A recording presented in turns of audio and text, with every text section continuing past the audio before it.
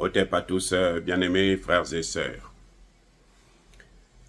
Je voudrais vous parler d'un sujet que je n'ai jamais abordé depuis que je suis sur les réseaux sociaux. Mais c'est un sujet très important. C'est une remarque pertinente que je voudrais faire, que chacun de nous peut observer d'ailleurs. Alors, c'est quoi?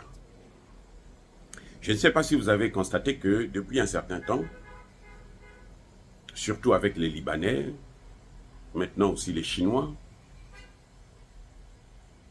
et quelques Européens, mais en tout cas, eux, ils poussent les Libanais qui sont dans le commerce pour créer des grandes surfaces. Ils créent des grands supermarchés. Et ils veulent essayer de vendre un peu tout ce que nous consommons.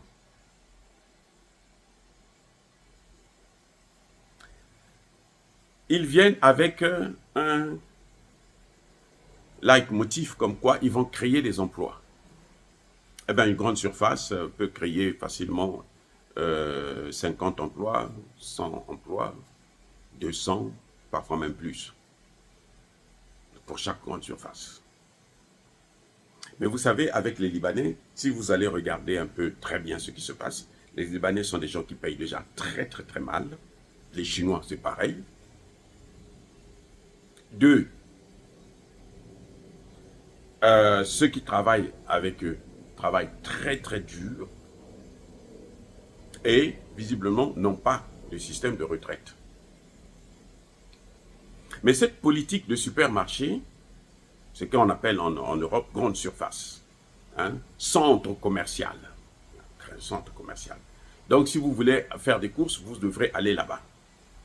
On veut faire disparaître nos marchés, comme chez eux. Vous savez, dans ces pays-là, que ce soit en Europe ou ici, les marchés, c'est devenu très rare.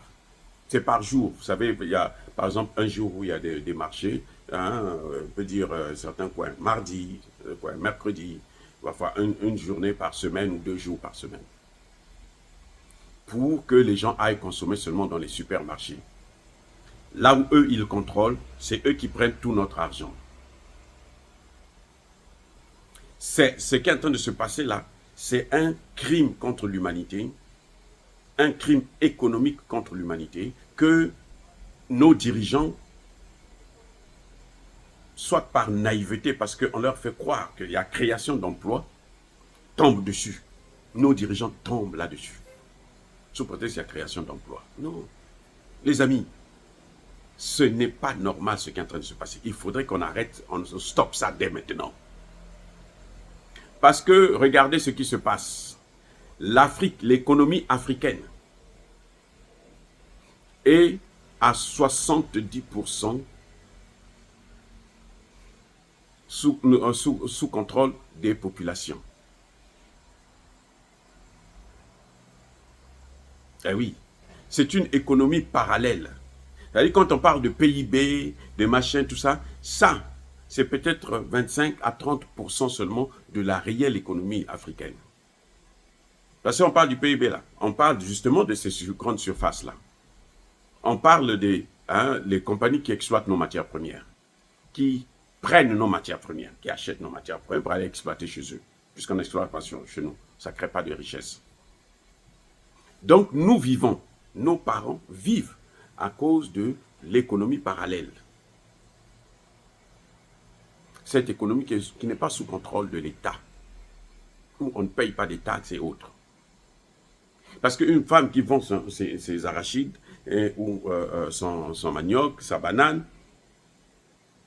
dans le marché local, si elle paye quelque chose, c'est quand elle a une table au marché. Là, bon, vous payez 30 dollars, 30 francs, 50 francs, 100 francs. Maintenant, je ne sais pas, à l'époque, c'était 100, 150 pour que tu puisses avoir une table permanente. C'est-à-dire que tous les jours, tu as le droit de venir vendre sur cette table-là. Cet espace-là, tous les jours, tu payes. Il y a une certaine somme que tu donnes à l'État. Mais ceux qui sont dans les rues, dans les quartiers, ils font comment? Ils ne payent aucune taxe. Et c'est ça qui permet à ceux qui puissent vivre. Donc, ce que vous voyez, ce qu'on appelle les grandes surfaces, là, c'est pour casser cette économie parallèle, là. Parce qu'ils veulent maintenant que si vous voulez, puisqu'il n'y a pas de marché, le marché c'est une seule journée par semaine. Vous ne pouvez pas faire des réserves et puis amener chez vous parce que vous n'avez pas d'électricité, vous n'avez pas de moyens de conservation de vos produits. Donc, chez nous, on voit très bien que le plus souvent, même dans des grandes villes, hein, comme Brazzaville ou Pointe-Noire, on est obligé d'acheter tous les jours, de faire les courses, d'aller au marché tous les jours. Mais si le marché c'est une journée, vous ne pouvez plus manger correctement. Vous ne pouvez plus, non seulement parce que l'État s'est appauvri, hein, vous savez, tous ces pays sont endettés, en crise, les fonctionnaires passent 2 mois, 3 mois, 4 mois, 5 mois sans salaire.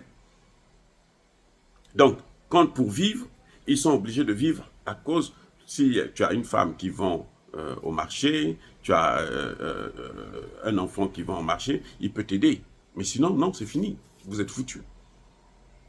Et la meilleure façon de casser ce marché-là, c'est d'aller justement, de mettre des grandes surfaces qui travaillent 24 heures sur 24, tous les jours, 7 jours sur 7, et un marché qui travaille une journée sur 7, 1 ou 2 jours sur 7. Là, vous êtes condamné. Si tu veux même acheter du marché, tu dois aller au supermarché. Vous êtes condamné à aller là-bas. Donc, on est en train de voir que ces supermarchés-là, c'est en train de naître petit à petit dans toutes les villes, même dans des villages. Il faut que les Africains sachent qu'ils sont en train de détruire l'économie qui nous fait vivre. Parce que cette économie échappe au contrôle du FMI et de la Banque mondiale. Donc le système qu'ils ont trouvé, c'est de passer par des supermarchés. On fait croire à nos dirigeants qu'ils vont créer des emplois. Ils créent des emplois pour combien de personnes? Avec quel salaire? Les amis, soyons sérieux. Nous avons des dirigeants vraiment qui n'ont aucune vision. C'est-à-dire que la seule chose pour eux, bon, on est président parce que, bon, on a le tapis rouge, on a l'argent, nos enfants vont étudier aux États-Unis, en France, au Canada, en Angleterre, ainsi de suite. Et quand ils reviennent, ils sont tellement nuls aussi, qu'ils ne peuvent pas dire à leur père, mais ce que nous voyons là, vous êtes en train de gâcher tout là. Pour nous, pour nos enfants, ils ne peuvent pas. Parce qu'ils ont été enseignés. Hein. Vous savez, quand vous êtes dans le luxe là, on ne réfléchit pas. Et là, Karl Marx avait raison. De la même façon dans un taudis que comme dans un château. Ceux-là qui vivent, vous allez voir que la plupart de leurs enfants, ils n'ont pas été brillants à l'école. Parce qu'ils ont tout. Parce qu'ils ne font aucun effort pour obtenir ce qu'ils veulent. Donc ils prennent goût, et puis c'est comme ça. Les amis, il y a un problème grave qui est en train d'arriver en Afrique. Les Occidentaux, quand ils font comme ça, là, ils ont déjà visé plusieurs années. Aujourd'hui, là, ils ne peuvent rien faire. Aujourd'hui, là, vous ne pouvez pas sentir les dégâts que ça va être de produire.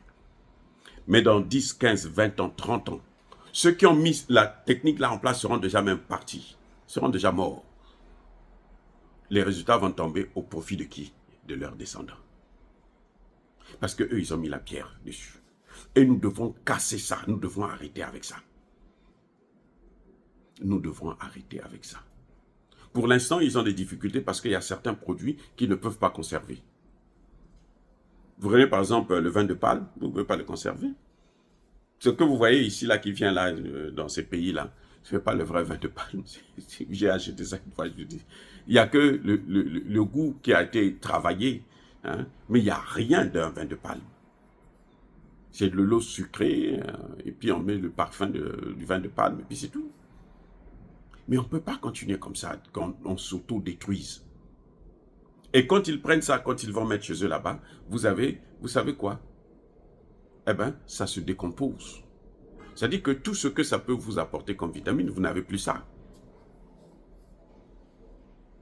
Donc, je lance un appel solennel à tous les Africains pour se mobiliser, pour qu'on puisse commencer maintenant à arrêter cette histoire de supermarché partout en Afrique. Les supermarchés là ne font vivre que les Libanais là. Les supermarchés là ne font que enrichir ces Libanais, ces Syriens qui sont en train de venir là en Afrique en masse, ces Européens qui nous ont pris en esclavage, nous ont colonisés. Ça ne... vous allez remarquer, il n'y a pas de supermarché pour les Africains. Non. Les Sénégalais, les Maliens, qui sont partout, les grands commerçants, non, ils n'ont pas de supermarché. Comment vous pouvez expliquer ça? Que les supermarchés sont tenus que par des étrangers. Même si on leur donne maintenant la nationalité pour qu'ils puissent s'intégrer, mais ils ne s'intègrent pas puisqu'ils prennent l'argent, ils amènent chez eux au Liban, en Syrie et partout. Il faut absolument que les gens se mobilisent pour arrêter ça. Cette hémorragie-là, ça va avoir des conséquences catastrophiques pour nos économies, pour nos familles. La pauvreté que ça va entraîner. Parce qu'une femme qui ne peut plus vendre son foufou, son machin, sa banane, ses arachides et autres dans le coin de la rue, mais elle ne pourra plus vivre. Elle ne peut pas aller acheter au supermarché puisqu'elle n'a pas de salaire. Elle ne vit que de ça. Mais on lui supprime ça aussi. C'est pas normal. C'est pas normal, les amis. Oh, encore une fois de plus, soyez bénis, abondamment bénis par le Dieu de Kémité, par nos ancêtres angéliques, mais que tous ceux qui persécutent le continent africain, le pillent et le déstabilisent, qu'ils soient noirs, blancs, chinois, arabes, juifs, indiens, ou qui qu'ils soient punis, maudits, foudroyés, neutralisés, écrasés, effacés par le Dieu de Kémité, par nos ancêtres angélisés. Vive l'Afrique éternelle. J'ai dit, hey, j'assume.